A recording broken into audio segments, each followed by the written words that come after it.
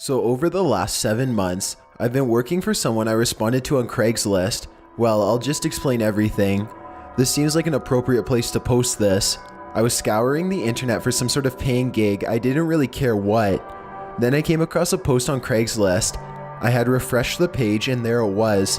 Someone was looking for a person to come by and feed their pets. I assumed they were going out of town or something. So I contacted them and left my number through email. I got a response immediately in the form of a phone call. The caller was a man who explained to me that he was moving out of town and his parents had cats they wanted fed daily. I gave the man my name so he could run me through a cursory background check, and in about 20 minutes I was hired. I went there the next morning to get all the instructions and whatnot, and met the man I spoken to on the phone. His name was Ben. Ben explained to me that he could no longer be able to care for his parents' cats, and that his parents needed to focus on themselves, so I was being brought in to take care of that. The money would be left on the kitchen table at the end of every week, $200 a week, just to feed some cats, I know, right? In addition to that, money for more cat food would be left for me as needed. Then he told me the first thing that I thought was strange. I was to come at exactly 10 a.m. every day and be gone by 10:10 a.m. and I was never under any circumstances to interact with his parents. He told me that when I'm in their home, they will be in their chairs in the living room watching television, and that I was not to disturb them, ever. He asked if any of that would be a problem, to which I assured him it wouldn't. He then showed me the area in which the cats eat. There were 4 cats, and where the food was kept. While not rude in the least, he was very adamant that I not explore further in the house, to which I assured him it wouldn't be a problem. He ushered me outside and showed me where the spare key was in case the door was ever locked. But he told me that was very unlikely to happen, and with that he expressed his hope that I could be trusted one last time, shook my hand, and told me to be there at 10 a.m. every day starting tomorrow. If I was ever unable to make it, call and leave a message on their home phone, to which he gave me the number. I shook my head and was on my way. The next day came and I went inside at exactly 10 a.m. I walked into the house and immediately to my right were Ben's parents, sitting in recliners, facing away from me, watching some kind of game show. I announced my presence, which they ignored, and made my way to the kitchen. I fed the cats bowls and left. The exact same scenario played out countless times over the next few months. 10 a.m., unreturned hello, feed the cats, leave. On Fridays, I would pick up the small stack of $20 bills from the kitchen table. It was the easiest job I ever had. Then came the inevitable. One day, I was running late. I got to the house at 10:08. I entered and apologized to Ben's parents for being late, to which I once again got no response. They just kept sitting in their chairs watching their game show. I went to the kitchen and fed the cats. I looked at my phone, which read 10:11, and walked down the hall towards the front door. When I reached the living room, I jumped and gasped out of shock. Ben's parents were now standing in the dark behind their chairs, completely still, staring directly at me. I apologized for running late and got out of there. Though unnerved, I went back the next day on time and everything was fine. A few more months went by of nothing strange, and then came the last day I was there. I got there at 10:03, but wasn't worried because I knew I could be out before 10:10. The problem came when I was in the kitchen and I heard someone whisper the words, "Help me." It startled me and I jumped, looking around for the source of the cry for help. I saw no one around, but I heard it again, and then a third time. I began looking around before realizing I was running behind. I looked at my phone and it was 10:10. My heart sank to my stomach when I looked down the hallway and saw Ben's parents for the first time in the light. They were grossly emaciated and pale, looking completely malnourished. They were essentially walking skeletons. I apologized for taking so long and said I'd be on my way, but they just stood there, blocking the way to the front door. I said I would take the back door, which was located in the kitchen, but when I went to open it, it required a key to open from the inside. Seriously. It was at this point that true panic set in. I looked behind me, and the parents were now about half a foot away from the entrance to the kitchen, and I had nowhere else to go except for what I presumed was a door to the pantry. They had blank stares across their faces, and their eyes looked as if the life had left them a long time ago. In a last-ditch effort, I went to the door that I thought was the pantry, and found it led to a staircase leading into a basement with, of course, no light. As soon as I opened the door, there was a horrid stench that washed over the otherwise clean air I was standing in. I carefully went down the stairs and looked for a window, but they were all nailed shut. I happened to look back up the stairs, and the parents were now standing next to each other at the top of the hallway. It was truly horrifying. I pulled out my phone and called 911, not knowing what else to do. And when I explained my situation, they said they would send a car out immediately, and to stay on the phone while they connected me to the unit en route. I ran into the dark basement using my phone as a light. It didn't provide too much illumination since I was in the middle of a call, but it was just enough. There were racks of junk that lined the basement, separating it into almost aisles. I went down to check if any of the windows were possibly loose, like I'd be that lucky. Then I turned the light around and shined the light in front of me, and I was inches away from the parents' lifeless looking faces. I let out a scream and ran in the other direction and tripped over something, sending my phone flying from my head. Of course, it landed face down so I couldn't find it. I ran back up the stairs and into the kitchen, looking back and seeing the parents standing at the bottom of the stairs with slight grins on their faces. I ran down the hall to the front door and flung it open, screaming when I saw the cop standing right in front of me. He asked me if I was the one that called as I pushed past him to get outside, and I told him I was. I looked in the window and saw the parents sitting in their chairs, watching their game show. I explained that these crazy old people had trapped me in their house and were chasing me around. The cop went in to talk to the parents and look around while I sat in the cop car. He came back out about 5 minutes later and asked if I was sure someone was chasing me. I said yes, I was absolutely sure that it was the two old people that lived there. He informed me that the people that live there, the people in the chairs, have been dead for quite some time. I asked what the smell in the basement was, and he said there was another body down there. Backup showed up. I gave them my statement and explained how I'd been coming there every day for months and months to feed the cats. I told them to call Ben, the homeowner's son. I gave them the number and it was disconnected. I found out a few days later that the body in the basement was Ben. What I don't get is, who's been paying me? This last May, my high school had a lockdown. I was homesick at the time, so my knowledge of the events that happened that day come mostly from what I heard through administrators and classmates after the incident, and the text messages I received during it. The administrators haven't disclosed much about the situation, which is only making the rumors surrounding this worse. After months of trying to make sense of all this, I am just tired and confused. Maybe someone out there reading this can finally help me. I'll try to provide as much background information as I can in order for this to make sense. I had been texting my best friend Andrew all day while vegging out on my bed with Netflix playing in the background. He first texted me about the lockdown at 11:27, which means he would have been in 4th hour Spanish class. Being that the seniors had just graduated, his class was quite small, only 6 students besides him in it. Below are the texts we sent to each other that day, starting at 11:27. Him, dude, holy shit. Lindsay, reply Lindsay. Me, what? Him, the school just went into lockdown. Me, like a drill or what? Him, I think it's for real. The PA came on during class and said, students and administrators, please go into level 3 lockdown procedure. This is not a drill. Like everyone's in the corner. Me, wait, level 3? Doesn't that mean someone's in the building? Shit man, I'm shaking. Now the school better not be messing with you all. Him, it's so quiet now. There isn't a sound in the entire building. This doesn't seem like they are faking us out. Me, I just told my mom, she hasn't heard anything about it yet. Him, wait. I can hear someone walking down the hallway, probably the office people coming to let us out. Me, what if it isn't? Him, seriously, stop Lindsay, you asshole. Me, sorry, you probably have nothing to worry about though, man. Him, I can hear them going down the hallway, turning all the door handles. Me, yeah, that's what they do during a drill. Make sure the teachers all lock them. Him, they are talking. Me, yeah, then it's definitely administrators. Him, no, it doesn't make any sense. It's all gibberish. I don't think it's even in English. What the hell? Me, Drew, you guys are okay though, right? Your door is locked and lights off. Have they gone in any other classrooms? Andrew, hello. Him, my mom isn't answering. Someone next to me is crying. He's outside my classroom. Me, don't make a sound, okay? Andrew, did he leave? Hello, Andrew. Andrew, hello. Please text me back. Andrew, he never responded. From what I've been told, the school eventually came out of lockdown mode. When they went around to each classroom to check in, Andrew's classroom door was still locked. They called out to the people inside and received no response back. Firefighters eventually knocked the door down. When they got in, there was nobody inside. The whole classroom was empty. Officials have offered no explanation as to where they are or what happened. I guess most people in town eventually moved on, shifted their attention elsewhere.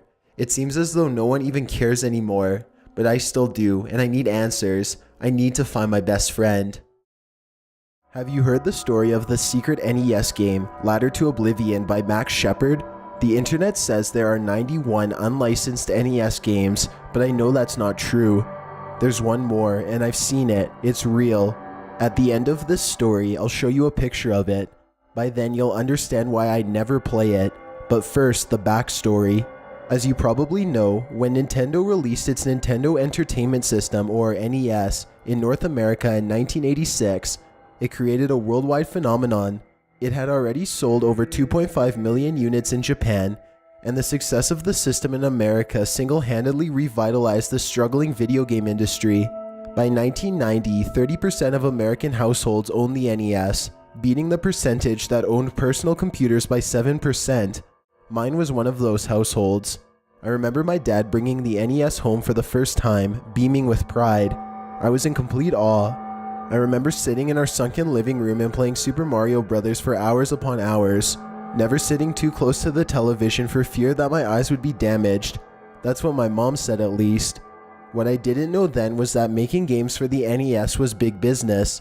Part of the reason the NES was so successful is because Nintendo actively courted third-party developers for its fledgling system, and because it possessed a near monopoly on the video game market, it was able to enforce its standards and policies with an iron fist, so much so that the United States Department of Justice actually started looking into Nintendo's business practices. When the FTC got involved, Nintendo changed some of the strict terms of its agreement. By Nintendo's count, there are 671 licensed games for the NES. That list grows to 677 if you include the 3 Tengen games that were only temporarily licensed, plus the several others like Miracle Piano which were left off Nintendo's list. To enforce its licensing standards, Nintendo created the 10NES authentication chip. When the chip in the system detected the chip in the game pack, the game would be playable. Otherwise, no dice. As you can imagine, many companies either didn't want to pay the licensing fee or were rejected as officially licensed partners by Nintendo based on the quality of their games.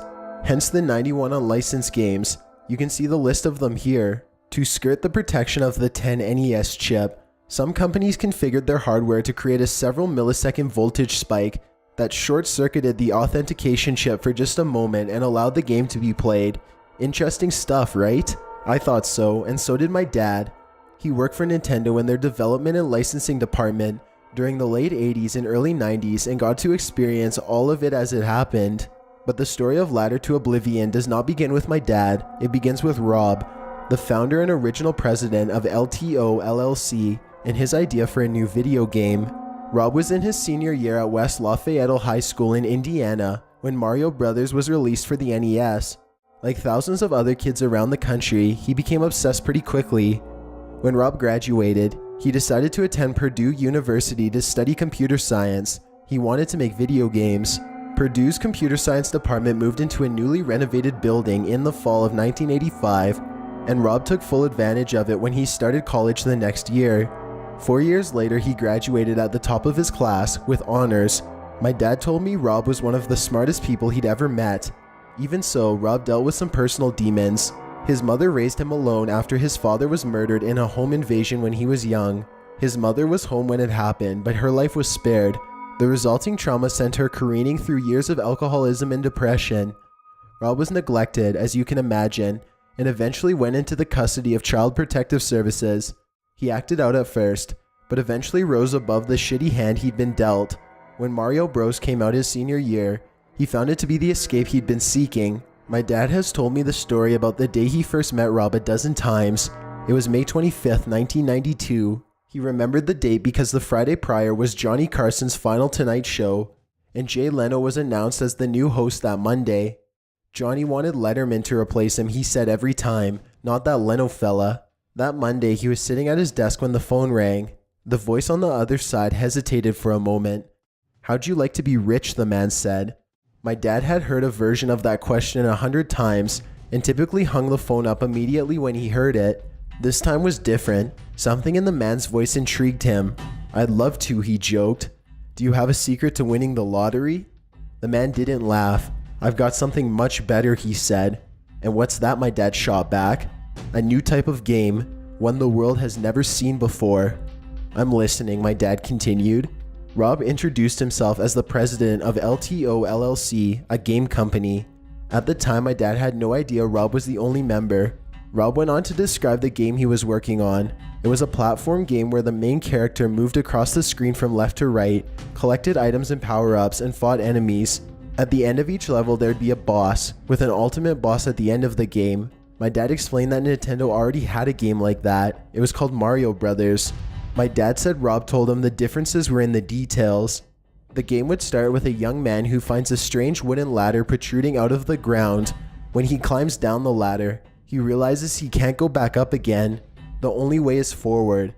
At the end of each level, the young man must fight a demon who appears in the form of someone from his past.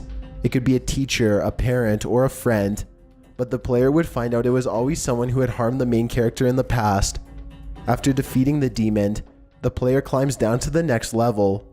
There would be 9 levels total. In each, the screen would become darker and the enemies more powerful. By the 9th level, Rob explained, the player would barely be able to see his way through the darkness. At the very end, the ultimate boss appears. The player finally learns who he's been fighting to reach the entire time, a mirror image of himself. Defeating the boss reveals a new ladder that leads back up to the surface. "What happens when the player fails?" my dad asked. "You don't want to know," Rob said cryptically. "Can you tell me what it's called?" "Ladder to Oblivion," Rob almost whispered. Eventually, Rob convinced my dad to meet with him in order to show him the game. It wasn't quite finished yet, but the first 7 levels were playable. "I was mesmerized," my dad told me. "The game made me feel like no other game had before. The bosses at the end of the levels, I started seeing them as the people in my life who had wronged me. A teacher in 4th grade who humiliated me in front of the class. An old high school friend that had stolen my girlfriend. It almost felt like that game changed depending on who was playing it. When my dad brought the game to Nintendo, they refused to approve LTO LLC as an officially licensed developer. Nintendo had very strict rules about the type of content that their partners could include in their games. No nudity, no gore, no cursing, and no religious symbols, among others. Ladder to Oblivion's theme and content didn't fall under the recognized restrictions, but it was rejected anyway. "It's too dark" was the only explanation given. Rob was crushed, my dad said. Understandably so. He'd worked on Ladder to Oblivion for the better part of 3 years. My dad told me the day of the final rejection was the last time he'd ever spoken to Rob. He never saw him again. I begged him several times to try and get in touch with Rob. Maybe he still had a copy of the game and we could play it together. "Maybe," he'd say, averting his eyes. "I'll see if I can dig up his number."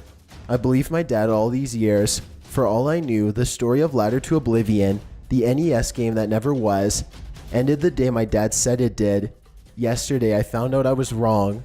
It's hard to even type this, but yesterday my dad committed suicide. It was a shock to my entire family. He seemed happy and never acted like he was depressed. My mother found him in the woods behind our house. The shotgun he'd used several inches from his outstretched hand. I was devastated. Still am. Last night I went to the one place where I felt closest to my dad, his study. We'd spent hours in there playing old NES games and reliving his days at Nintendo. On a whim, I ended up grabbing Mario Bros. Out of its case.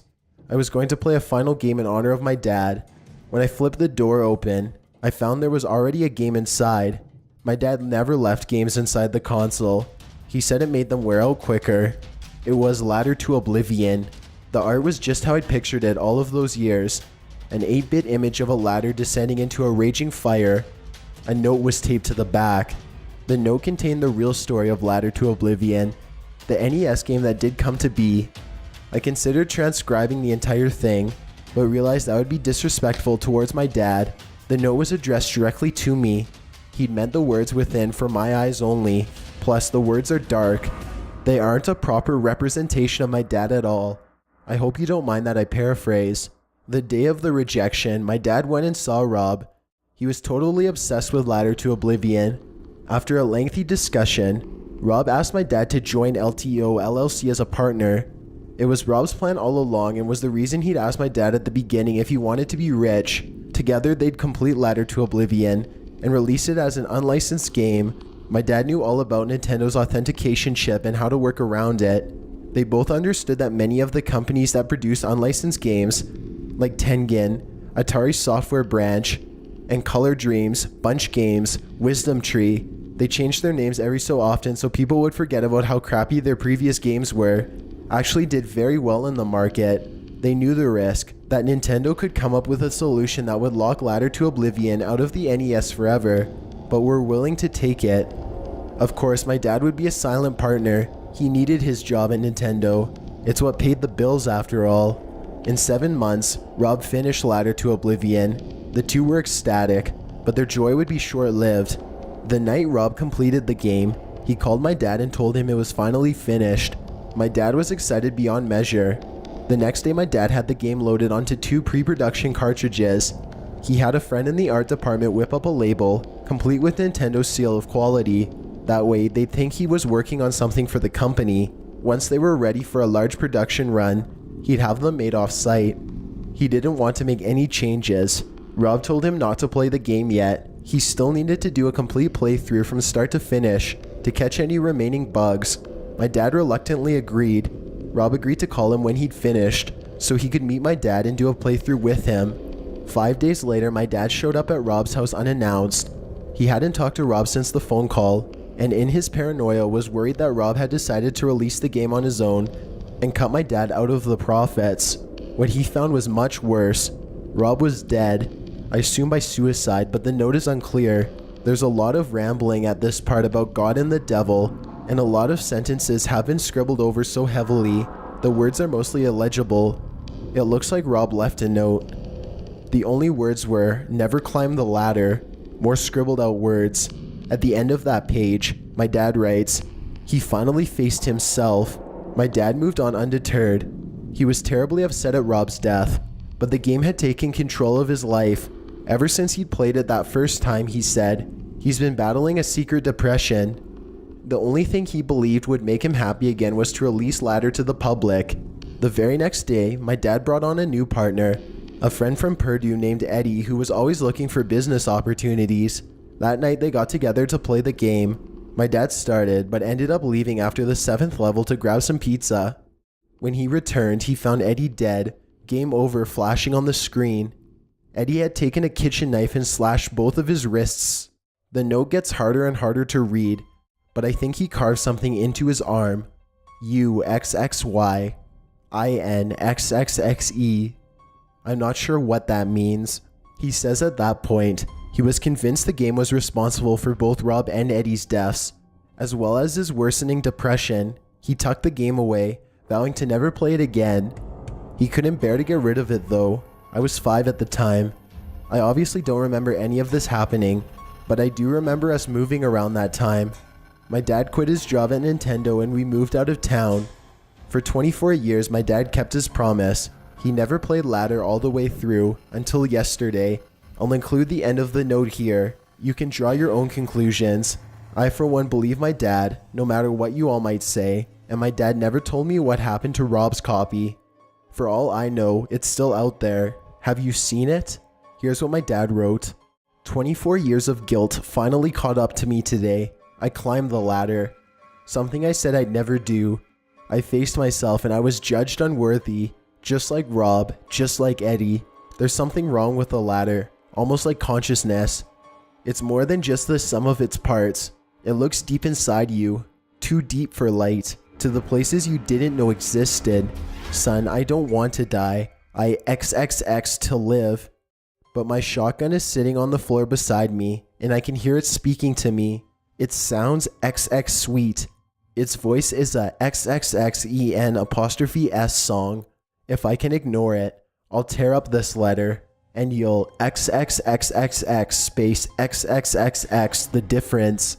I'm sorry I lied, XX space XXX. I'm sorry, XXX space X, lot of things. Please know that I love you. XXX, XXX, move on. I'm going outside. I can't XXXX it. Please. This all happened about 3 hours ago. I moved back in with my mother about 2 weeks ago due to my lease ending at my apartment and my girlfriend and I splitting up about a month before the end date. She took the place that we looked at together, and since she had put down the security deposit and paid everything up front, I didn't have a lot of say in the matter. My mother offered to let me stay in her spare bedroom for a month or two while I get back up on my feet and save until I can get my own place. This was a disaster waiting to happen, and my mother and I don't live well together. Without any options on such short notice, I took her up on her offer and moved in. It's a small town house tucked away from the main roads, about 5 minutes away from anything of interest. It heats up like a sauna during the day, and so I didn't spend much time there unless it was an evening or my day off. Thankfully, I work from 8 a.m. to 7 p.m., so I don't bear the brunt of the heat. Mom works from 5 a.m. to 4 p.m. herself, and she's usually going to bed by the time I'm home. And the less interaction we have, the less chance we butt heads. But that all changed tonight. 2 weeks in, and my mother and I have lived surprisingly well with one another, which is a far from when I was in high school and growing up. She asked if I would go to the store with her since it was finally cooling off. Most people don't crowd grocery stores at night, and she needed help carrying a few things she needed to buy. Not like my company would have been nice or anything. No big deal. I couldn't argue with her for letting me stay rent-free, so why not? I offered to drive, so she left her keys in the house. My smartass left mine too, and it was a reflex to twist the lock on the knob when you walked out. We both realized once we got to my car that neither of us had keys. Great time for our first fight in a while, right? After we cleared up the way to go on forgetting your keys and I knew I shouldn't have asked for your help bullshit, she tried calling her landlord to see if she would come unlock the house with a spare key. While she did that, I walked around to the front door to see if by some miracle it was unlocked, but no luck. The landlord is out of town, we find out, so we call the landlord's son to see if he has a spare, and he doesn't either. Awesome. Thankfully, my mother has a back deck with furniture, and I had my cigarettes, so we call a locksmith and decide to wait it out. Now, to describe things a bit, the townhouse is 2 stories. From the table and chairs on the back porch, you're about 10 to 12 feet away from the back door, and the spare bedroom overlooks the whole back area. After a few more minutes of complaining at each other, we sit in silence and my eyes wander to the window from the spare room. It's about 9:15 and so it's decently light outside. I can see everything fairly well, and I see the blinds start swaying slightly. At first I thought I was crazy and didn't say anything. I thought it out and remembered I had left my fan on, and it rotates to cover the whole bedroom and regularly blows the blinds a bit. My mom and I start talking about work, friends, life in general, and I catch the blinds moving out of the corner of my eye again, but this time, one of them is held up, and I make out the distinct shape of a face. I stand up, walk over to the side of the house, and try to get a better angle. But the blind slid back into place as soon as I moved. It's about 9:30 at this point, and my mother keeps asking me what I'm doing, why I'm pacing in the yard. I'm thoroughly freaked out, and I'm convinced someone was in the house, in my room, watching down at us. Despite my better judgment, I don't tell my mom. Instead, I come back and sit down, act as natural as possible, and wait to see if I'm not slowly going crazy like my dad did before he ran out on us. In consecutive 5-minute intervals, I glanced up at the window to see if there was any more movement. By about 9:40, my mom's getting cranky as hell waiting for the locksmith, and started laying into me about forgetting my keys. I'm so far away from giving a shit. It's dark outside and we didn't leave any outside lights on, so it's getting darker and I'm already creeped out.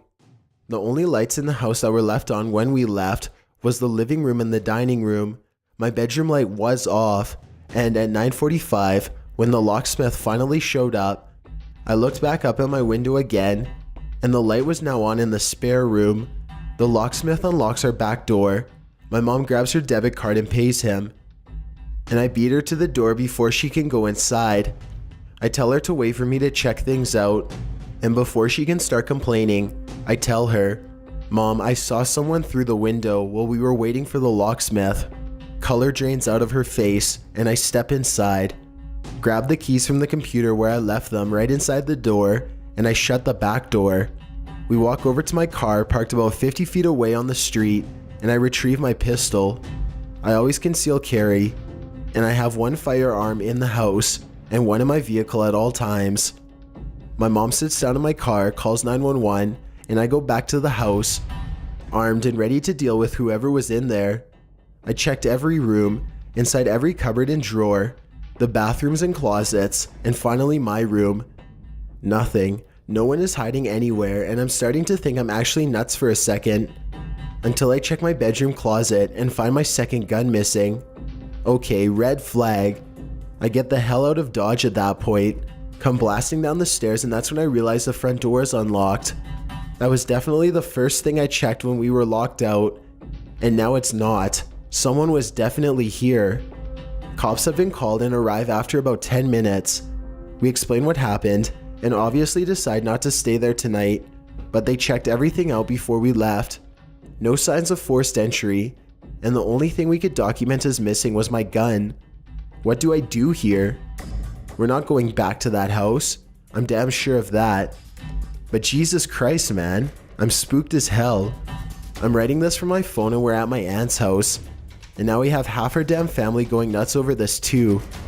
Not how I wanted to spend my Thursday night. Sharing this experience from literally last night because A, it's creepy as hell, at least for me, and B, I want people to learn from my experience. This is a precautionary tale. I understand that this was my fault, but maybe if I can help one person by telling my story, it's worth it. I don't drink as a general rule, but once a month or so I'll go out with friends and binge. My friends and I had a great night at a bar in a city, and they left. I was chatting up a cute guy, so I decided to stay. I went back to his place. Post-coitus, very unsatisfying for anyone interested. I'm ready to head home, so I call an Uber to pick me up. I don't know where I am. I know the city I'm in, but not my exact location. I order the Uber, but it's taking forever. Requesting, so I cancel it and try again. Pretty soon a car pulls up. I drunkenly mumble something like, this the Uber? And I hop in. Mistake.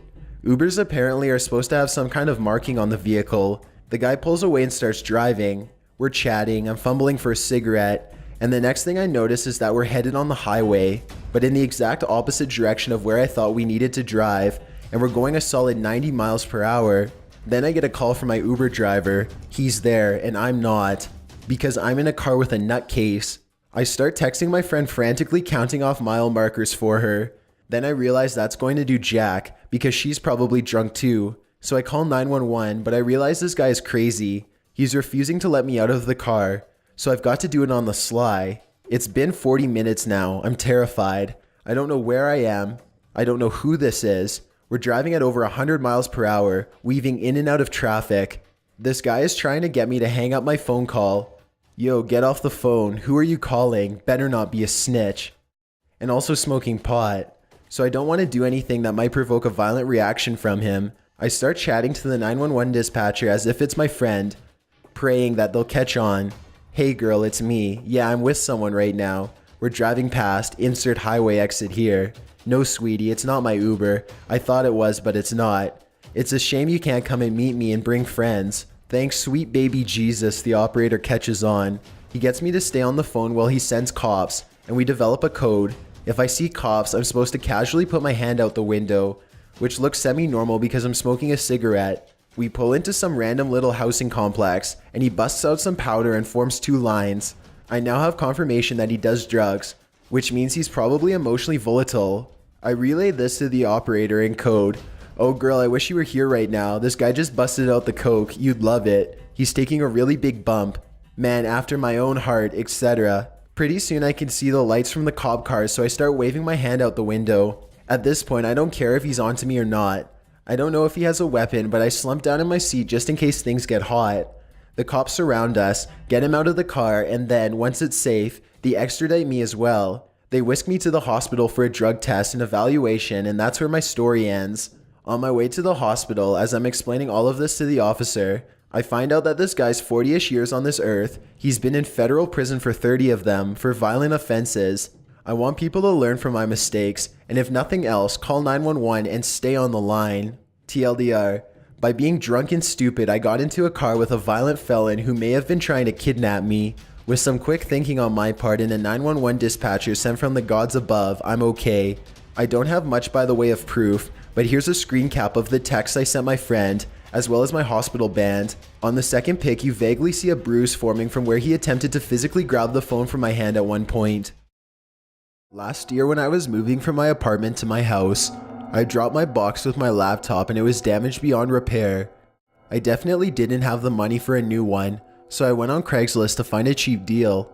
After hours of searching for one that was decent and affordable, I found a Windows 10 for only 25 bucks. I was astonished and emailed the owner right away in hopes it hadn't been bought at such a good deal.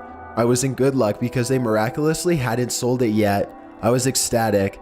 And when I went to pick it up, I asked the man why he was selling it for so cheap, and he said his sister had recently passed away, and they were cleaning out her house, so they were selling different things from her house. It didn't creep me out too much that I was using a dead person's computer, but it felt weird that they were giving up her belongings so quickly. I brought the computer home and was so excited to use it. I plugged it in right away and it started loading after a minute. It was crazy. The computer was in perfect condition, not even a scratch, and it was loading surprisingly fast. When it started up, the background popped up, and it was a pitch black screen with 3 letters in white that read EMX. I didn't know what it meant, but I suppose she had worked for an obscure company. I wondered if she had cleared her files off the computer, and being the nosy person that I was, checked the On This PC tab for files. I didn't find anything at all until I checked the Documents tab. There were just 3 items there. The first item read, Case 322 Experiment. I clicked the first item open and out came a summary of their little experiment of Case 322. Case number 322. Note, Case suffers severe schizophrenia and depression and experience frequent hallucinations and paralysis. We will be experimenting with treatments for her unique and unusual case.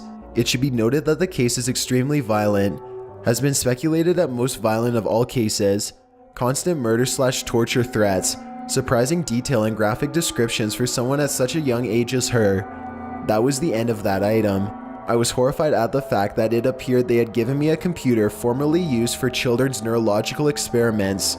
Being the curious person I was though, I decided to keep reading on. Biggest mistake of my life.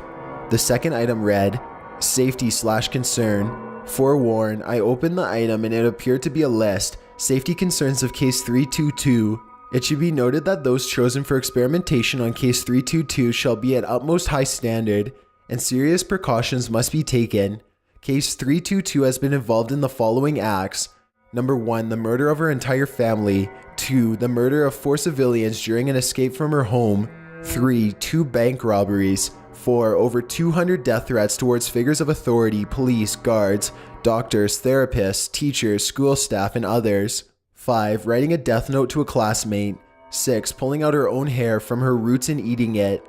7, pulling her teeth out and stabbing herself in the eye with it. 8, over 20 suicide attempts, including hanging, overdose of drugs, self-inflicting shots with a firearm, jumping off the table of a building, and stabbing herself. 9, attacking a police officer and nearly killing them. As expected, this is not a full list of offenses, but are the most prominent. When conducting experiments, do not leave Case unattended and do not take eyes off of her.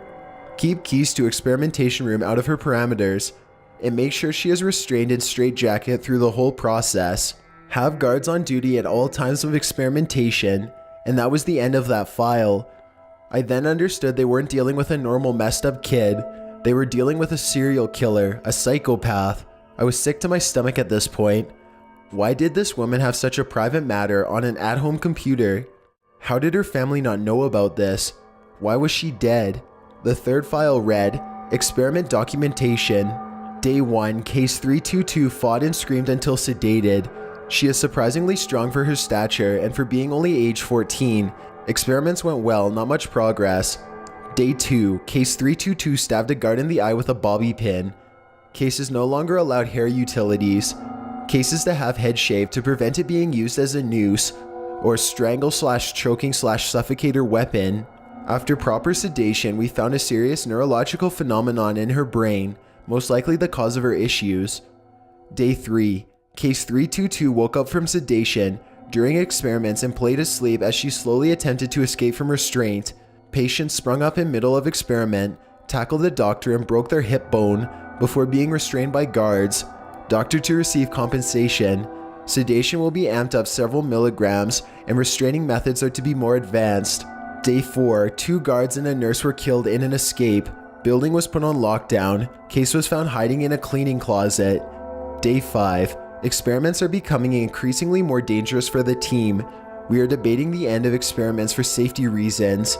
Case 322 is by far the most severely, and please excuse my improper tone, messed up and psychotic case ever speculated by our team. Day 6. Case 322 is no longer allowed fingernails. Day 7. I know I'm about to die, but if I'm going to die, I am going to make sure these last few things are documented. She killed the rest of the team. I am hiding in my locked office, but she is close. I can hear her footsteps. We never figured out how to treat this phenomenon. This is rarely ever, possibly never said in this field, but this case is absolutely helpless. There is no cure. She is a lost cause. She's picking the lock right now. If my family ever finds this, I love you guys. And case 322 is out there somewhere. She's in. Goodbye, cruel world. And then just gibberish. This is case 322. Well, that's what they call me. I killed this piece of trash. Bleach blonde waste of life. She's dead. If her family is reading this, I enjoyed banging her head against the desk until she died. I love watching the life drain from my victims. And good luck ever finding me. I'm dropping her laptop off at her house so they can't use it for evidence. I know where she lives, and I'll find you too. And it ended.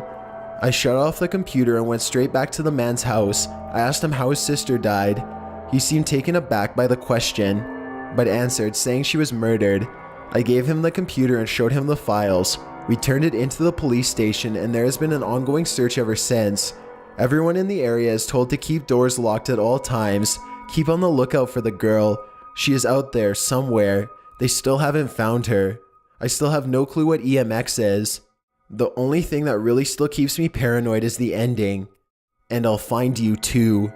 Honestly, based off the description of how crazy she is, I can't tell you I don't believe her. Let me begin by disclaiming that I'm not schizophrenic.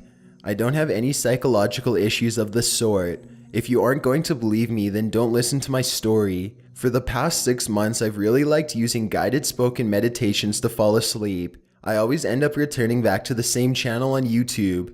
It works wonders for me. I fall asleep with my mind at peace and my worries lifted. Then last night I decided to try a different video I had never seen before. The thumbnail caught my attention immediately. It was a picture of what seemed like to be stars, but the stars came together to form a smiling face with large circular hollow eyes made of the stars. The video was titled Guided Meditation, Immersive Astrological Journey, Nightman. So I clicked on the video, got nice and comfortable and closed my eyes. It started like any other meditation I had heard before. If you've never done this before, basically a person doing a voiceover tells you to relax, breathe deeply and clear your mind. Once that process is done, the visual or imaginative part of the meditation begins. Last night I was pretty exhausted, so I ended up nodding off before the visual portion even began. The last thing I remember before falling asleep was breathing in to the count of 4, holding, then exhaling to the count of 5. Sometime later I woke up in sleep paralysis. The headphones were still in my ears, and the meditation was still going, except there was no voiceover. There was no soothing descriptions for visualization. There was a loud, and I mean loud static sound, like the kind you hear on the radio. The most accurate thing I could find is this. Then there was this incessant whispering. It was so low and gravelly, it almost sounded like a growl. It said over and over, "He watches from above. He watches from above." I laid there paralyzed with an indescribable sense of dread washing over me. I wanted to move. I wanted my body to wake up and I wanted the goddamn video to stop, but it just kept going.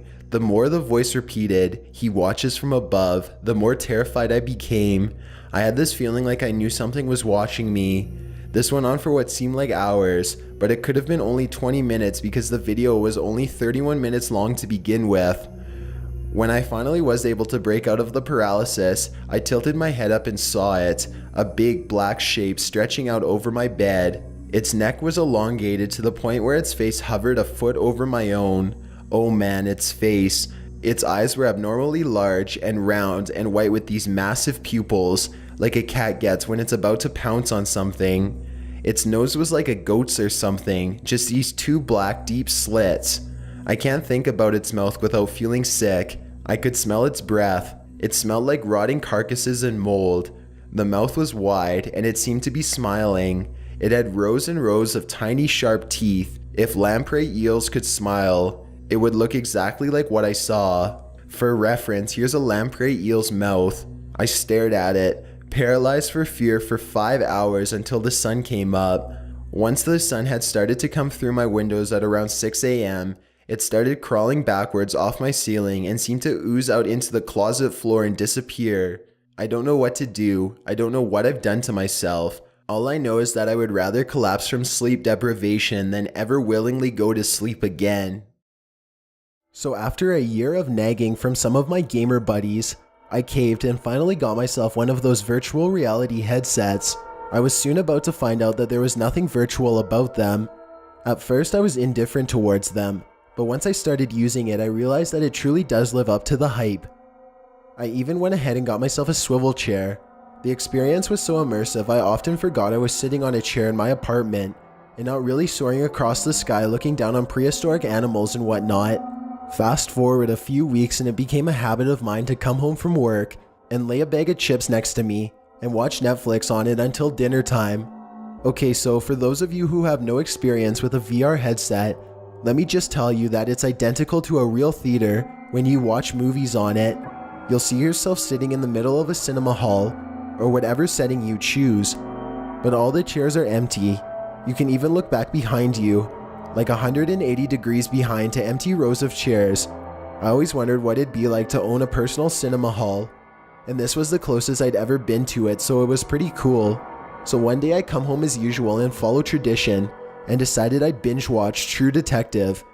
It was a weekend, so I wasn't worried about sleeping late, and my girlfriend was out of town, so I really had nowhere to be. I'm down 3 episodes of season 1 and really gripped the whole series. Half episode in and I hear a light thud, as if a door just closed behind me. I take the set off and look around wondering who might have walked in, and I realize that there is no door behind me. I'm sitting against a window on my couch. I still get up and make sure that my door was locked, and to my satisfaction it was. I shrug it off and continued to sit down and watch. So my weekend is coming up and I'm back to work. I walk in and to my delight, Kim is already there, my girlfriend. I chat with her for a while and catch up with her before our shift starts. After a day of listening to entitled brats and putting on fake smiles when they try on clothes, I'm beat. I work at a Zara store and we get a lot of people coming in who think they own the store and the people working there. Kim and I grab dinner and we decide to spend the night at my place since we'd been apart for the weekend. It's about 1 a.m. when I wake up to have water. As I'm making my way to my room, I hear a light thud behind me. I turn around and notice the window in my hall is open. I figure the wind must have blown the bathroom door closed or something, but to my surprise it was open. Now I didn't give it much thought, partly because I was too sleepy, and partly because knowing someone else is there with you in the apartment makes you less likely to think negatively of such minor occurrences. I slowly drag myself to bed and fall asleep once again. To give you an idea, my apartment is L-shaped. The smaller head is where the hall and bathroom is, and the longer head has 2 bedrooms opposite to each other with a storage room in between. The next day I get home and watch A Million Ways to Die on the VR. I'm laughing and really enjoying myself when I hear the all too familiar thud behind me. I instinctively turn my head with the VR on and stare at the end of the hall, at the entrance. I see something. It's a dark patch a little darker than the surroundings. You guys know liquid black, like the ink? Yeah, that kind. I restart the device and look up again. Still there. I figure it must have always been there since I never really looked up there. I continue watching the movie and I'm laughing and suddenly stop. I'm overwhelmed by the realization that I'm alone in my apartment with a headset over my eyes and I feel like I'm being watched. Now, I'm not one of those paranoid types, but the feeling was just too strong. So I take it off and decide I've had enough of virtual reality for one day. For the next few days, I stayed away from it and spent more time with Kim.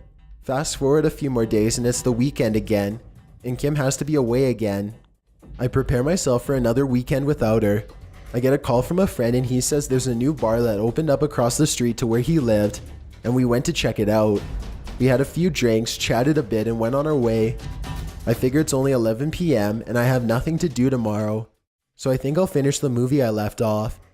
I wear it over my head and start the movie, but my gaze is suddenly directed towards my extreme left on the last seat of the row ahead of me. I see a liquid black. I recalled the ink blot I'd seen over at the back and turn around, but it isn't there. Now I'm genuinely freaked out and just take it off. I decide I'll contact the company about this first thing in the morning, assuming it's a glitch. So I wake up and contact them and they ask me to come over to their help center. They checked it out and said it was fine. I checked it and it was. They said sometimes stuff happens that's really hard to pin down and just fixes itself. I figured it was a fair enough explanation, because that usually is how most technology behaves. Satisfied with my visit, I return home. Now I won't bullshit around and cut to the chase. It was there again, but closer now. It sat just a few chairs behind me, and I could almost make out its features. It didn't seem like an ink blot anymore. It suddenly felt like someone touched the back of my neck and whispered in my ear. It was getting too real too soon, and I flung away the headset from my face and looked around. No one. Obviously I was alone. I chuckled and thought how silly I was being and looked over at the corner of my room. I seemed to have broken the headset. I frowned thinking I wasted all that cash due to a little paranoia, but a little part of me was glad it broke. The weekend is up and I'm back to spending time with Kim and working. We went to grab dinner after work, and I noticed something in my peripheral vision while eating, and it slowly becomes clearer. An ink blot.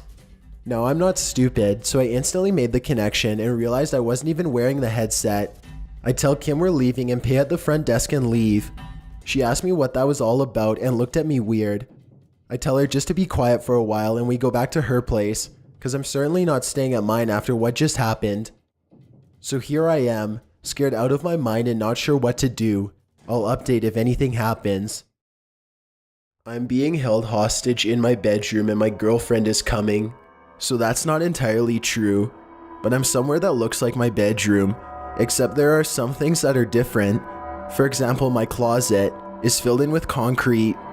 My windows have lights behind them to make the effect of day and night, and the door is always locked until this person lets me out. For some reason, he has left me a fully charged laptop with super fast internet. I tried downloading a death dialer to call the cops, but the website was blocked. Same with Skype, FaceTime, messages, any website I could use to contact people, except for Reddit. Let's move along with this story. He's going to give me my next assignment soon. So 10 days ago I got a text from my girlfriend. She wanted me to come to her spot because she had a surprise for me. Sweet. But when I got there, she was nowhere to be found. I texted to see where she was, and she said she had no idea what I was talking about. Figuring it was just a friend spoof texting, I got back in my car. That's where everything went black.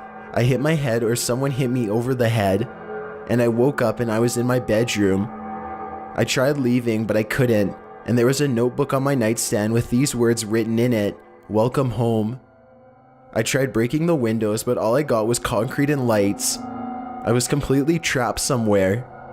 A voice came over the loudspeaker. It sounded like Roger L. Jackson, the voice from the Scream movies. "Welcome, James. Here's your first assignment." And that's where the laptop, which I hadn't noticed, buzzed. It said one new notification. I'll try and attach a screenshot. Thankfully, it's a Mac, and I might be able to hack its admin password. It looks like he's messed up the UI a bit. My first assignment was to hang up my clothes and make my bed like a good boy. There was a text box, so I wrote, "How, the closet is caved in." With that, I heard a rumble, and looking at the closet, the concrete slowly moved down in the floor. How much has this guy spent? So I did what it said, and I got a congratulations music track, and I got my next assignment. Exit the room and go to the living room. I closed the laptop and the door buzzed open. I made my way out to a dark, cold, concrete hallway. More doors. Nothing that I could recognize. and I felt like I was walking down a tarmac. I entered the room in which the door was lit up, and the words "Enter here" were lit.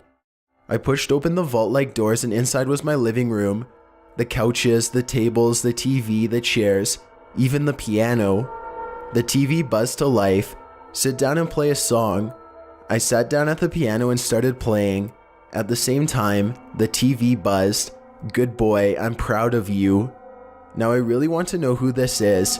He is treating me like his property. This is sick. The TV buzzed again.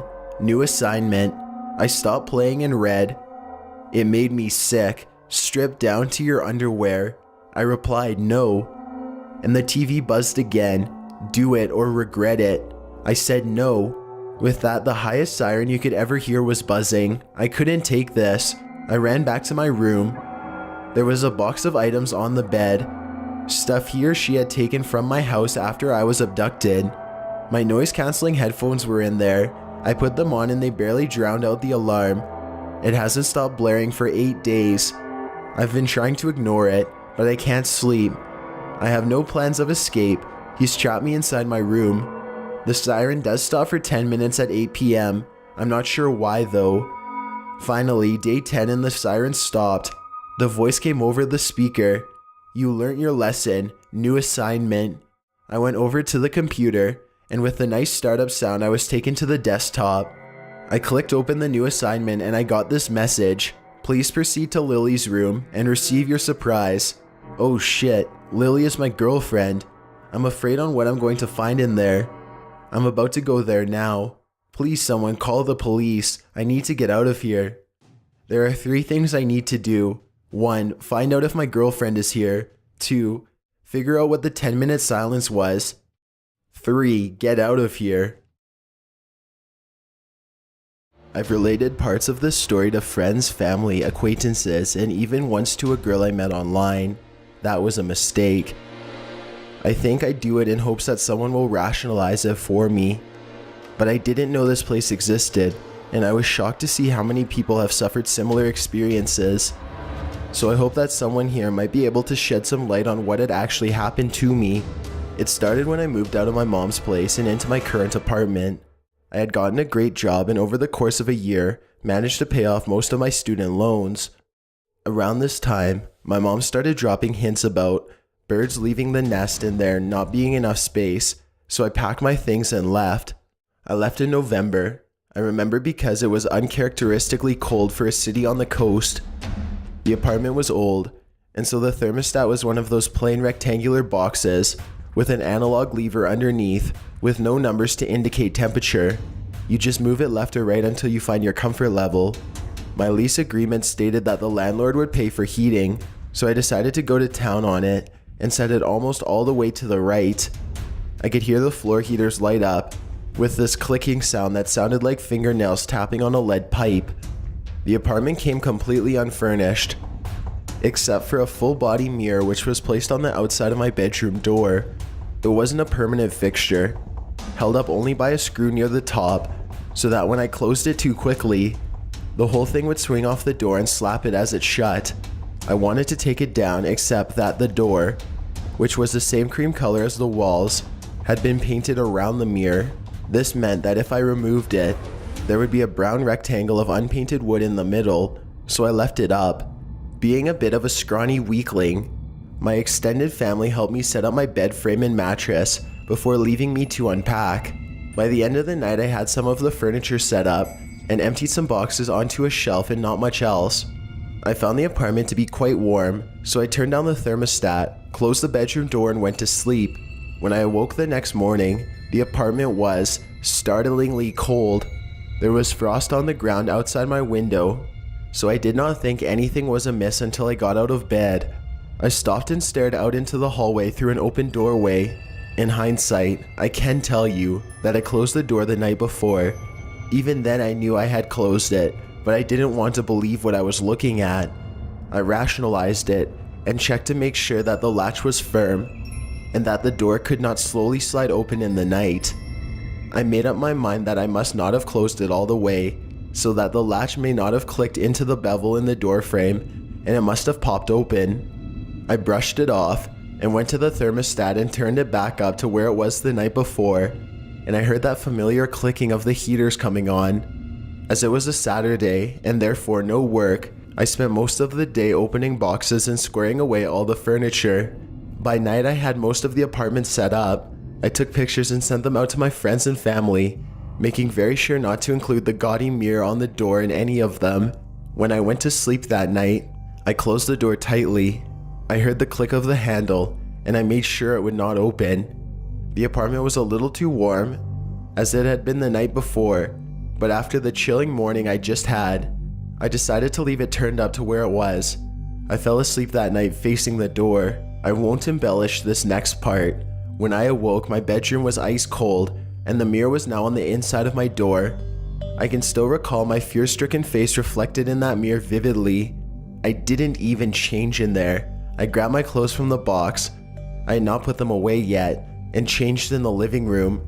I didn't even move the mirror back. I just left it on the door inside the room. The whole day I avoided the bedroom, but it was hard not to notice the big, unpainted brown spot on the bedroom door where the mirror used to be. I very seriously thought about calling my mom and making up some excuse to spend the night over there, but I fought down the urge. I didn't want to make it seem like I wanted to move home after only 2 nights out on my own. I even tried to get my girlfriend at the time to come spend the night with me, making very sure not to mention any of this to her. She respectively declined with an excuse I can't remember now. I left the apartment frequently that day for different things, usually shopping for little things I forgot to bring like soap and paper towels, but I couldn't stay away because I didn't have a vehicle, and I didn't want to carry shopping bags everywhere I went, so I had to drop them off.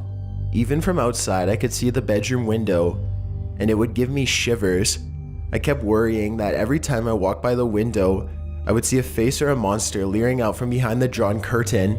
I was dreading night, and by the time it was dark, I had run out of reasons to leave the apartment. I spent my time in the living room, as far away from the bedroom as I could get without leaving altogether. I unpacked my things half-heartedly, wondering if I should be doing the opposite. I decided to sleep on the couch in the living room, not far from where I was sitting, but I still had to pass by the door to get to the bathroom to brush my teeth. The thermostat also was right outside the door to my bedroom, so I resolved to get both things done at once. I don't think I have ever brushed so hard and so fast in my life. I could have easily just grabbed my brush and washed in the kitchen sink, but I still didn't want to admit to myself how scared I was.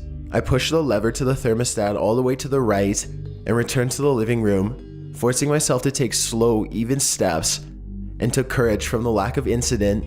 As I was preparing to turn out the light and go to sleep, I began to wonder if I wasn't just going crazy. I wanted to believe in what I had thought the day before, that there was a rational explanation for it.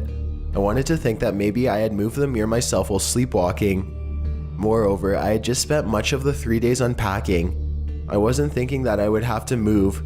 I knew that I would have to face this at some point, so I got up and turned on every single light in the house. I steeled myself at the bedroom door. I remember looking at the hole where the screw had been, which had held the mirror when I first moved in. I opened the door and immediately hit the light switch inside. The room lit up, cheerfully, everything right where I had left it, even the mirror.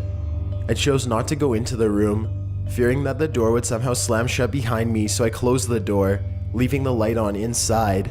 As I turned to walk back to the couch, I heard the latch click open. My immediate reaction was one of pure dread, but even in that moment I figured that I had not pushed the door entirely closed. I turned around and the door was open, the light was off. I still remember how my body seized. I was completely unable to move, but I could still feel every hair on my body standing on end. The door was open at a 45-degree angle so that I could see perfectly into the room through the reflection in the mirror. Standing next to my bed, silhouetted against the streetlight coming in through the window, something bulky and round stared out at me. The edges were blurred and it had no eyes, but I could feel it staring at me.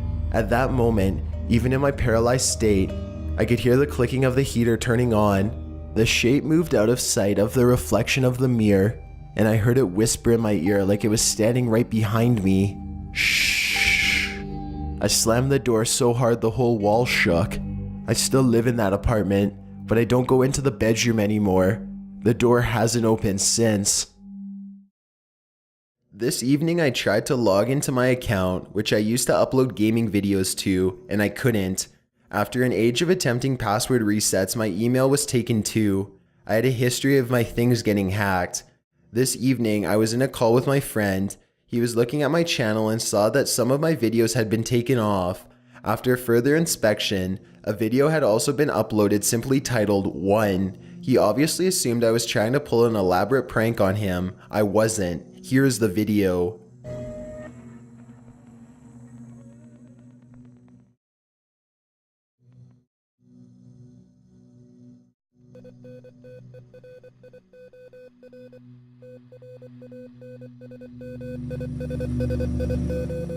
All that appears is some brief text with a strange backtrack, then more code. We have no idea what it says. Then a second video titled, "Yes, you guessed it, 2. But this time the code was visual. The Morse code in this one, which we translated as it was just a visual, said hello. I thought I'd share it with you. We'll update soon with any new details. Thank you for listening. If you can help with translations, please don't hesitate to ask. Me and my friend will keep checking the channel. Edit, the third is out. We tried translating it, but no luck. Seems to say, M. Freet, maybe a name. We'll keep you posted. Edit 2, fourth out. The text, "Are you ready?" and an ominous picture to a very weird sound, like an old router processing. Edit 3. The new one is out. It's creepy as shit. The description is, "Say hi" in Morse, and the main text in the video translates to, "You killed him. I'm really creeped out." Edit 4. New one. This is getting ridiculous. Black Coach will put the full translations in the comments, but in the end of the video there is a somewhat disturbing picture of a man with a bag over his head.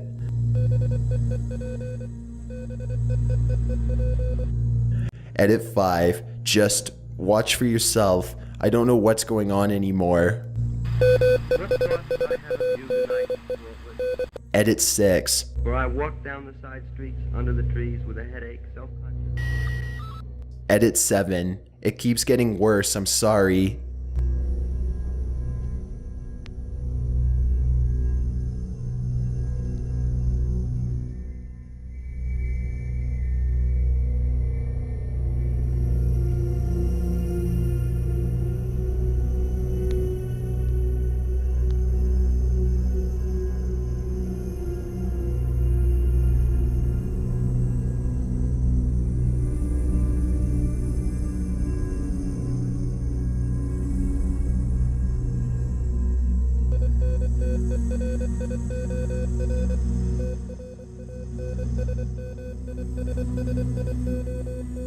Edit 8. I'm going to sleep. He just uploaded a new video. I can't cope with watching it. Please, I need to sleep.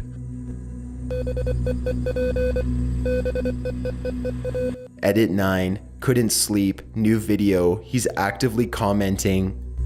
I saw you, Walt Whitman, childless, lonely old lover, poking among the meat in the refrigerator, eyeing the grocery boy.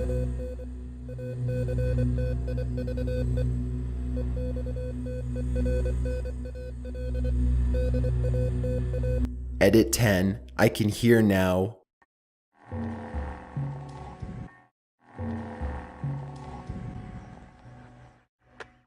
Edit 11. Alex, my friend who is with me in the call, Benjamin, me. He's addressing everyone in the call. I'm not scared anymore. I feel like the next few hours are inevitable. Edit 12. The house is getting colder. The heating is supposed to be on and it's summer. It's calming now. Edit 13. I have another person in the call from here. It's calming me somewhat. Nothing new is happening video-wise. It's been almost 15 years ago since my family moved out of the creepy old house that nurtured my nyctophobia, which still persists to this day. I have a panic attack if it's dark enough that I can't see in front of me, and I cannot go to sleep in a room that's dark enough that I cannot see all 4 walls. So today, I always sleep with my TV on, but as a 7-year-old, I didn't have the privilege of a TV set in my bedroom. My family was struggling, mostly due to my mom's now ex-husband's tendency to spend each paycheck to support his drug addiction. but that's a whole different story. And they'd gotten a pretty good deal on a crappy house in the poorer section of town due to being friends with the landlady. My bedroom was at the end of the hall, with a single window facing the backyard, and a tiny closet across from it that seemed to creak open on its own overnight as the house settled. There was no central air, so I had to rely on a window unit to keep cool during the night. For anyone who's had to deal with window units, you'll understand how easily the cool air in one room can seep out into the rest of the house, rendering it completely ineffective if you leave your door open. But my parents were dicks and refused to buy a nightlight. You're nearly 8 years old, you don't need to use a nightlight anymore. So I would either have to shut my bedroom door so my room would stay cool enough that I could sleep, or I had to keep my door cracked open so the light from the hallway would ease my mind enough that I could sleep. In any other house, I may have been able to shut my door, hide my head beneath my blanket, and learn to sleep in the dark, but I wasn't in any other house.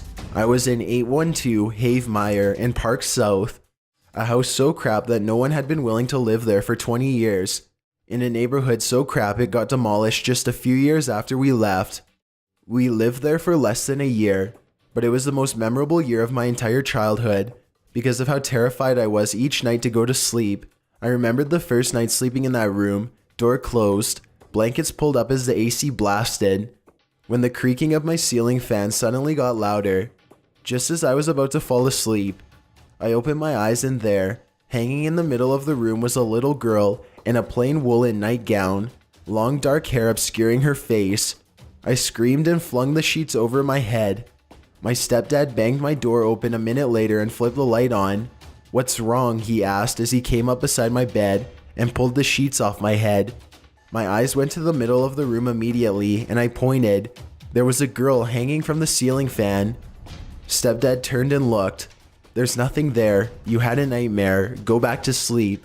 And just like that, he walked out, flipped off the switch, and shut the door. When my night vision came back in, the girl was there once more, swinging back and forth, as if she'd been there all along, hidden only by the light. I pulled the blankets back over my head and laid there shivering all night, too afraid to call out for my parents again, because I knew my stepdad would get angry and yell at me. The next night I slept with the door open, so that the light from my parents' room would light up the hallway and seep into my room, and the hanging girl wouldn't appear. It worked long enough for me to fall asleep, but when I woke up an hour before daybreak needing to pee, all the lights in the house were off, and the girl was there once more, swinging slowly back and forth. I held it in, lying in bed squirming and waiting for the sun to rise, and when she finally faded as the light seeped into my room, I bolted to the bathroom and pissed like a fire hose. That became routine the next couple weeks, until one morning, I woke having to pee earlier than usual, and I couldn't quite hold it in long enough. I knew I was about to piss myself, and I'd have to make a run for it. So I steeled myself, edged out of the bed, then bolted across the room when suddenly, the girl reached out and lunged for me, hair flinging back of her head, white glazed eyes staring at me with grim intensity. With greater dexterity than I thought myself capable, I spun on the spot and lunged back into my bed, slinging my blankets up over my head and hiding until sunlight. Needless to say, I caught hell for wetting the bed. After that, I absolutely refused to sleep in that bed. My stepdad yelled and screamed and threatened to beat my ass, but I absolutely refused to go back into that room after dark and spent the rest of our stay at the house sleeping on the living room couch. After we moved, I was able to convince myself that it had all been a recurring dream or a delusion or something, and despite my lingering fear of the dark, I'd essentially forgotten about the house entirely until the day before yesterday. I had taken my mother grocery shopping when we bumped into our old landlady, and my mother had to stop and chat, naturally assuming I didn't remember her. My mom mentioned the house we lived in when I was 7 and wouldn't sleep in my bed, and I mentioned why. As soon as I mentioned the hanging girl, the former landlady's face became grave. There actually was a young girl found hanging in that house in the 80s, she said. She wouldn't elaborate, and my mom moved the conversation to lighter topics, but when I got home and was able to hop online, I looked up old news regarding the house/neighborhood and found the article. It was a young girl named Deborah Gibbs. As the story goes, she had been complaining of a monster in her closet, watching her as she tried to sleep every night, and she would scream and scream every time she saw it, until her parents would come in and bring her into their room. Allegedly, the dad got sick of it, and to teach her to face her fears, left her in the room one night when she screamed out. They found her hanging the next morning. The father was charged with her murder, but I couldn't help but wonder. It all started on a gray, rainy April evening in 1992. It was a Friday. I know this because my parents only allowed me to make my way down to the local video library and rent a new video game on Fridays after I had gotten out of school. It was like my reward for being a good boy and making good grades. So 6-year-old me had picked out Top Gear for the Super Nintendo. The black sports car on the front of the box, surrounded by a blaze of what I assumed was a fiery nitrous oxide propellant, called to me, and so did the tagline advertising, 2-player simultaneous racing. I'd often spend weekends over at my friend Brett's house. We'd make our way to his 3rd floor room. I called it the blue room because the carpet and all the walls were blue, and make his fold-out bed into a couch, grab a snack, and play video games for hours. It was surprisingly spacious up there too. Sometimes we'd take breaks and turn out the lights to have a glow-in-the-dark Nerf gun battles, or play a game of hide and seek. But tonight we were going to race around the world, USA, Brazil, Japan, Germany, you name it. And instead of switching off the controller like we normally did, we could play together the whole time in glorious split screen. I stepped out of my mom's car as she dropped me off at Brett's house and kissed her goodbye. The rain pelted gently against the top of my navy blue raincoat, and my little Velcro shoes sloshed through the puddles as I wadded to Brett's back door, with the game rental box clasped to my chest. His parents let me in. I gave them a quick hello and bounded up the steps to the blue room. Brett swung open the door. "What'd you get, Kevin?" he asked with wild, excited eyes. "Top Gear, they just got it in today. This was the last copy. It's a racing game, 2 players. Cool, let's pop it in." With that, I ripped open the case and Brett mashed the cartridge into his SNES. He plugged in both controllers and gave me the Player 2 one, as was customary. "Hey," I said, "before we play, let me go and grab some drinks and snacks." "Okay, but hurry up." I returned in a jiffy with a couple of peanut butter and jelly sandwiches his mom had already made for us in advance, and some Kool-Aid. As we ate, I thumbed through Top Gear's instruction booklet. What happened next makes my skin crawl when I think about it. I flipped to the very last page of the manual. Everyone familiar with old school gaming will know this was typically the notes page, where you jot down passwords. I looked at it closely. In the middle of all those blank lines, something was scribbled in red pen. Huh? I looked at the scribbling quizzically. "Brett Gladstover, I thought you said this came out today." "It did." "Then how'd this get on here?" "No clue, man." We both looked at each other in confusion. "Well, what does it say?" Brett asked. I leaned in. "It's a poem. It says, Mustang Sally, or should I say Michelle, what's helplessly screaming, your tires, then you, in hell. -JJB. I shot a look to Brett. "Should we tell your parents about this?" "We can tell them later. It's probably just some dumb joke. Don't you want to play?" "Okay, we'll tell them later." With that, we booted up the game. Everything about Top Gear was mesmerizing. The sense of speed, the music, the tight controls. Hours flew by effortlessly. We played in a trance, racing across Vegas, Rio, Tokyo. Checkpoint after checkpoint, finish line after finish line. The white dotted line zoomed past us at a blistering pace. Pretty soon we had finished the whole game. To our dismay and disappointment, we didn't experience any glorious cutscenes. What we got was a message displaying the following: "Congratulations on completing Top Gear, but can you win on championship level?" Brett and I looked at each other and let out exasperated sighs, but then nodded. We changed the difficulty to championship in the option screens and set out to beat the game again. Meanwhile, the rain intensified outside. It was gray as ever, turning dark, and we were in the midst of a roaring thunderstorm. Thunder cracked loudly outside the back window as Brett started the next set of races. We did well on the North America, South America, and Japan courses, but we kept getting stuck on Germany. Goddamn Germany. There was one track in particular in Germany called Dark Forest, where we'd accidentally run through the pit stop area, bogging us down and allowing the other cars to pass us. Every time we failed the race, We were told to try again and given the level password, Wreckage. After a few times of retrying this level, we finally beat it, or so I thought. I came in first place and Brett finished second, but when the post-race results screen came up, it showed me in second place and Brett in third place. Who was in first place? JJB. I looked to Brett. What the heck? I know you came in first, man. You were right ahead of me. I saw you pass the finish line. Yeah, weird. I pushed a button to advance to the next screen and the game froze totally.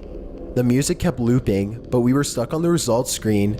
I was used to NES games messing up, but errors like this were fairly uncommon on the Super Nintendo. Brett reset his system and I reminded him of the password. He entered WRECKAGE and pressed start. Just as he did, a female scream came blaring out of his television speakers. I looked at Brett. Puzzlement filled his face and he shrugged. At the same time, I think we both figured it was some kind of strange password confirmation sound effect. We continued playing, 3 laps down, then 4. Okay, now the final lap. About 1/4 of the way to the finish line, the game began flickering back and forth very rapidly between the main game and what looked like a pixelated headshot photo of a pretty blonde woman. She could have been a model. The pulsing intensified to a point that it distracted me and Brett from the game, and we both hit lampposts. But at this point, we didn't even care about winning anymore. We were so curious and weirded out that we both set our controllers down and got right up to the TV screen to examine what was going on. The game music ceased, and in its place was a weird deep droning sound. The woman's image continued to flicker, the droning got louder, and slowly the photo of the woman's face began to split into pieces and get pulled apart to every corner of the screen. At this point, I was genuinely scared and told Brett that I was going to tell his mom what was going on. He nodded in agreement. Just as we began to walk away, we heard a high-pitched squeal following by a sickening crash, and then the power went out. Brett and I walked over to his window, though it was now pitch black outside, and there was a thick veil of rain. A streak of lightning illuminated the sky long enough for us to make out a red Mustang completely wrapped around a telephone pole. We stayed up there and watched out his window for the next 30 minutes or so. Cops, firefighters, and an ambulance arrived. When the body was recovered and placed onto a stretcher, I peered down and squinted to make out what I was seeing. All I saw was a mess of blonde hair and red chunky flesh, where a face should have been. Later that night, the power came back on. Brett and I were both downstairs getting something to eat when we walked past the living room, where his parents were watching the local news. A reporter appeared. Late tonight on Jubin Road, 21-year-old Michelle Wilkinson was on her way home from her boyfriend's house when her car's tires lost their grip on the road. Forensic detectives say that the former prom queen and local model was unsuccessful in regaining control of her car and collided head-on with a telephone pole. Medical teams were dispatched but were unsuccessful in saving the young woman's life. She was pronounced dead on the scene. Weather conditions and speed are believed to have been factors. Our hearts go out to the Wilkinson family. We here at Channel 9 News are truly sorry to hear of this terrible, terrible tragedy. The news reporter frowned solemnly. Back to you, Lisa. Twitter, Facebook, even MySpace. I can't live without my social networking sites. I've never been popular, so I love to chat with people from the comfort of my home. Recently, I've been addicted to Snapchat. Random pictures of topless sluts, what's not to like. Last month, I received a friend request from a beautiful blonde girl. Her username was VIO969. We exchanged snaps just like any other girl I knew on there. However, she never sent nude pics. I would ask her daily, and all I'd get in return was a picture of her silhouette in a dark bathroom mirror. The message always said soon. Eventually, I lost interest considering she wouldn't show me anything. It wasn't long before I started receiving strange snaps from her. I'm so alone here, with a close-up of her crying eyes. I removed her after that. A few more days passed with no incident. Then I received another snap from her. This one showed her silhouette once again in the bathroom, but her crying eyes were fully illuminated in the darkness. All the message said was ... I couldn't understand how she managed to contact me when she was blocked. No response was sent to her. She'd have to get the hint if I just ignored her. At least that's what I thought. No, she sent me another snap just hours later. It was just a copy of the last image. I decided to just delete the app. Within hours, I received a friend request from her on Facebook. Her profile pic was the crying eyes and her cover photo was the silhouette.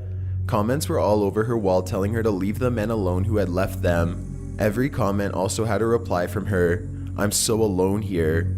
Needless to say, I just ignored the friend request, but it did me no good. Non-stop, I'd been receiving phone calls and texts. I'm so alone here. It's all the bitch ever says. Even after shutting off my phone and cell, I still receive letters in the mail from her. Most recently, I received a letter from her full of photos. It contained the 2 photos from her Facebook as well as photos of my house. There was a second silhouette photo as well, and I recognized the picture on the wall. She had taken the picture from my bathroom. That wasn't even the worst one. The final photo was of her crying face as she was lying next to my sleeping body. I stayed in a hotel last night. The police said they would keep an eye on my house in case she tried to come back. They won't find her though, and I'm not the only one she's terrorizing. I hope it will all end soon, but even as I write this, the hotel phone is ringing non-stop. I don't know what to do. I shouldn't have told you guys about the girl. Everyone thinks it's a game and someone even made a fake Snapchat. Listen to me, please. She is not happy and she has been tormenting me non-stop since I posted the story. Last night I walked to the lobby of the hotel I'm staying at and I could see her standing in the street. She was just outside the reach of the street lights, so I couldn't make out her details. Even so, I knew it was her. Petrified, I stood in the lobby staring at her until she began to walk down the street. I wasted no time running to my room. My fingers trembled as I dialed 911. 911, what's your emergency? A woman said on the other line. I stuttered and skipped words as I explained the incidents that occurred over the past month. Calmly, the woman told me to stay inside the hotel room and wait for an officer to arrive. Minutes felt like hours before I heard a car crunch to a halt out front of my room. Basically, the officer said he couldn't do anything without a description of the woman. He reassured me that he would watch my hotel room for the night in case she came back. I was grateful for the small comfort. After some time, I managed to fall asleep. When I woke up, I checked the post to see what was said about the whole situation. That's when I saw that everyone was taking it as a joke. I guess it makes sense considering where I posted it. But the fake Snapchat and picture that was sent is just ridiculous. The girl had very straight hair and it was taken as though it was a selfie in a bathroom mirror. Anyway, I got up from the hotel bed and went into the bathroom. There was an envelope taped to the mirror. Audible pounding could be heard in my ears as I reached for it. Part of me knew what was inside. I was right. First was a letter with one word, soon. Attached to the letter was a photo of me talking to the cop last night. It took some studying before I realized it was taken from inside the cop car. My hands went numb as I dropped the letter on the bathroom floor. Somehow she had managed to slip into the cop car undetected. What could I possibly do if she was capable of doing something that risky? She could sneak into the hotel room and cut my throat without anyone noticing I died. No time was wasted phoning the police once again. I'm not sure if it was the smartest thing to do, but what choice did I have? I requested the same officer from last night. Within minutes, he was back at my hotel room. Almost all of the color left his face when he saw the photo. I could tell that he didn't feel comfortable knowing she had been so close to him without him noticing. I want you to leave this hotel, he said. All of my things were still packed, so I walked back to retrieve them. The officer was saying something into his radio about getting a few patrol cars somewhere for the night. Most likely the hotel I'd be switching to. I felt kind of relieved to know that I would have multiple eyes watching out for me. At the same time, it felt useless. Something about this girl was off. The phone broke my thought process. The officer was already in his patrol car as I answered it. Soon, I won't be alone anymore. Her voice sounded like a girl who had been crying heavily. I had no time to respond before she hung up. The hotel they escorted me to was quite a ways out of town. This was a good thing though. Hopefully, she'd have a harder time finding me. The officer walked to my room and explained that I was not to leave this room without calling his personal cell phone first. This was far from standard police protocol. The photo must have really worried him. I agreed and headed into the room. I've been in this room for about 6 hours now, unable to sleep. I keep checking the comments on my previous post, hoping to find someone who knows who she is. All I've seen are the fake accounts and the people spooked by the fake picture that was sent. I'm taking a huge risk just to keep you guys updated on the situation. So all I ask in return is that you don't treat it as a joke. If you don't believe me, fine. But please stop with the fake account stuff. Believe me, if you were really receiving messages from her, you'd know. And if you are, please tell me. I need help. Before we get to number 1, my name is Chills and I hope you're enjoying the video so far. If you've ever been curious as to what I look like in real life, then follow me on Instagram at DylanIsChillinYT with underscores instead of spaces. I also have a Twitter at YT_chills where I post video updates. I'd really appreciate it if you followed me, and feel free to send me a DM if you have any questions or suggestions. If you'd like to see more of these videos in the future, then hit that subscribe button because we upload new countdowns every Tuesday and Saturday. My parents divorced when I was 8 years old. They had just purchased a house together in the woods in Walker, Louisiana, which is 20 or so miles from Baton Rouge. After seeing his subsequent relationships, I realized that this is something my father does when his marriage is rocky. He sells his house and then buys or builds a new one for the sake of distraction. I've actually seen it work for him. Once engaged in a new project and excited by the possibilities, his wife may forget to ask him why he was out so late, who he was with, and why he smells like another woman's perfume. By this time, his trick didn't work. My mother had had enough. I don't even think we lived in that house in the woods for a full year before my mother suggested that he go stay with his whore instead. I wasn't terribly upset by this. My father and I had never been close. He was a no-nonsense high school coach, and I was bookish, skinny, and weird, far from the athlete he'd wanted. Though, to be fair, he didn't try to push me into sports or pressure me to follow football. Instead, he ignored me entirely in favor of my little brother, Trent, who seemed like he was born with a ball in his hand. Trent didn't play one sport, he played all of them, starting when he was merely a toddler. I never resented either of them for this. I merely mentioned it to help paint a picture of my brother. If Trent and I had been one person, we'd be a very well-rounded individual. Me, precautious and dreamy and even-tempered. Trent, sporty and rough and emotional, living up very well to the reputation that came with his bright red hair, even when he was still in diapers. You couldn't have two more opposite children. But we loved each other fiercely, particularly in the early years of our parents' divorce.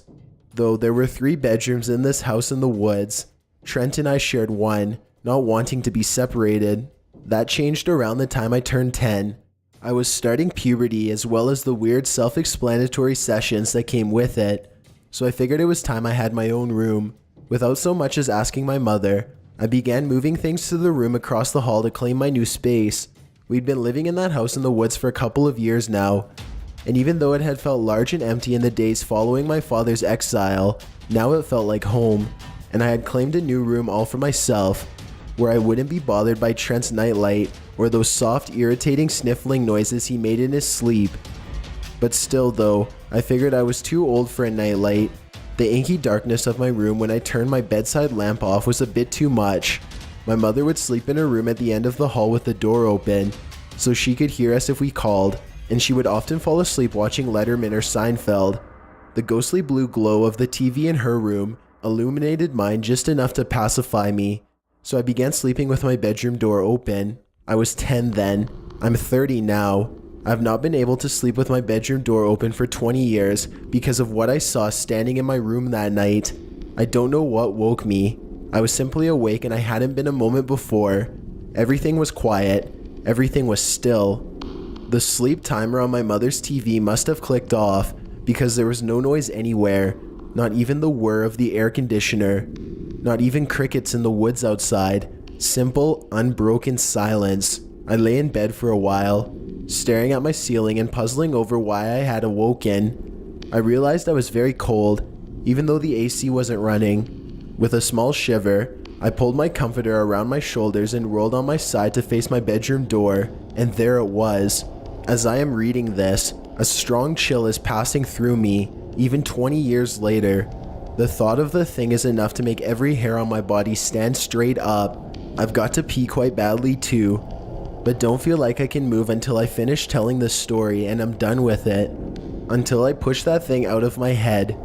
A small part of me is afraid that by talking about it tonight, I have somehow summoned it and that it will be waiting for me in the hallway when I go to empty my bladder, all terrible and white and staring. I don't know what I saw.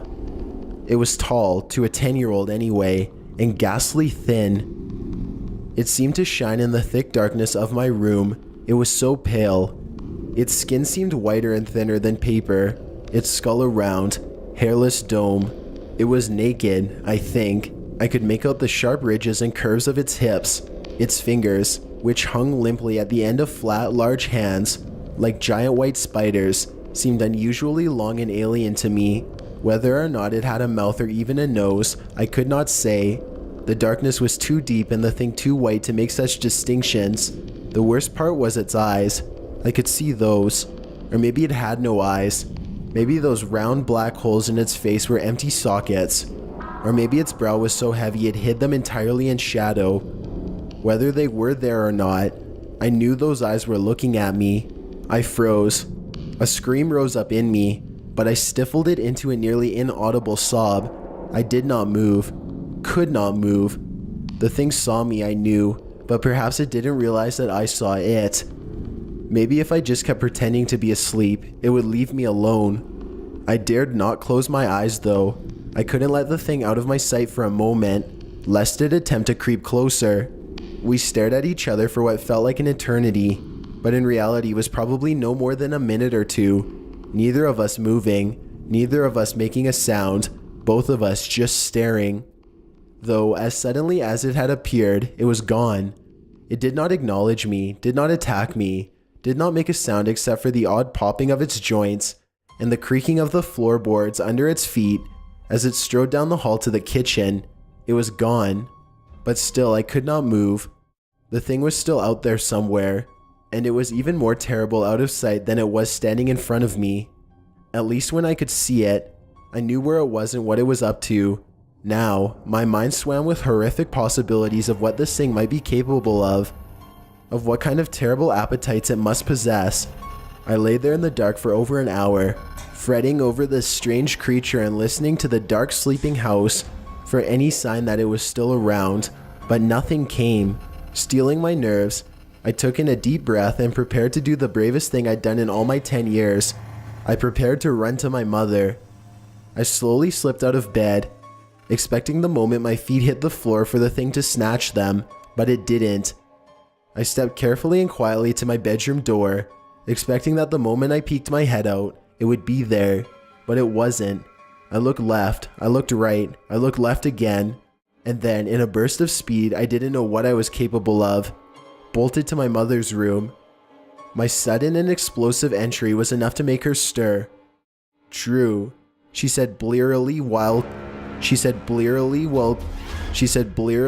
clicking on her bedside lamp. "Is that you? What's wrong?" "Mom, there's something in the house." I saw something looking at me. It was standing in my bedroom doorway.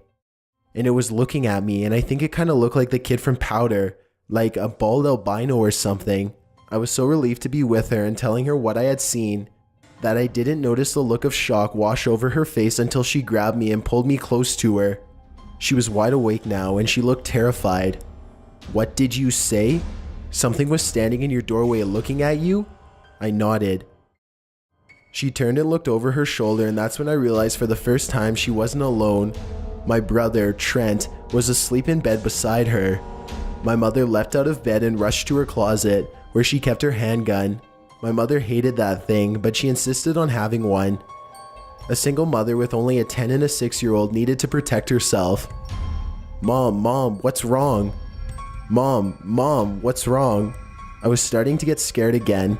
She snatched the cordless phone off its cradle and called my grandfather, who lived about 2 miles away. "Daddy," she whispered into the receiver, "I need you to stay on the phone with me. If something happens, call the police." About an hour ago, Trent came in and got in bed with me, said he couldn't sleep because somebody was standing in his bedroom doorway watching him. And now Drew just came in and told me the same thing. I think someone's in the house. I had never heard my mother so frightened. Maybe it's Tommy, maybe it's someone else. If it's Tommy, I'm getting a restraining order. Apparently divorce wasn't enough. "Mom, it's not Dad," I said. "It can't be. It was too thin. Dad's got a big belly." "Shh, sweetie, shh. Shh, sweetie, shh. Okay, Daddy, I'm walking through the house right now. Yes, I have my gun. Drew, follow me. If anything happens, run back here and lock the door. and do not open it until Granddaddy or the police get here, okay? I nodded solemnly. My mother began to move down the hall, turning on light after light as she did so, checking every room, every closet. Within a couple of minutes, the whole house had been searched. Only one room left, the kitchen. My mother entered the room and flipped on the light, seeming to fully expect my father or some deranged killer to be standing there. But no, the kitchen was empty too. We were alone. We were safe. With a sigh of relief, my mother said goodbye to my grandfather and put the phone down on the kitchen counter. "Nobody here," she said. "You must have had a dream, that's all." "No, Ma, I know when I'm dreaming. This wasn't a dream, and Trent saw it too. Did you both watch that Powder movie recently or some—" "Mom," I shouted. She jumped, startled. What is it?" I pointed. The kitchen door, which led out into the backyard and the thick old woods beyond it, stood slightly ajar. I still don't know what I saw that night, and I have thought about it and discussed it with my brother and my mother. In recent years, I even questioned my father about it. He wasn't doing too well for a couple of years following the divorce, and was doing some weird and creepy things. But no, he hadn't been there that night. And honestly, I never thought he had. Still, I had to ask, because the alternatives are too frightening to consider. I don't suppose I'll ever know what that thing was. Maybe that's for the best. What I do know is, I haven't slept with my bedroom door open since that night. If for some reason I forget to shut it all the way before I climb in bed, I will not be able to sleep until I go and close it tight. Because now, in every dark doorway, I see that ghastly white face. I see those terrible dark eyes staring at me. Thanks for checking out this video. Be sure to subscribe because we upload new countdowns every Tuesday and Saturday. Or if you're still not convinced, here are some of our other videos that I think you'd like. Enjoy!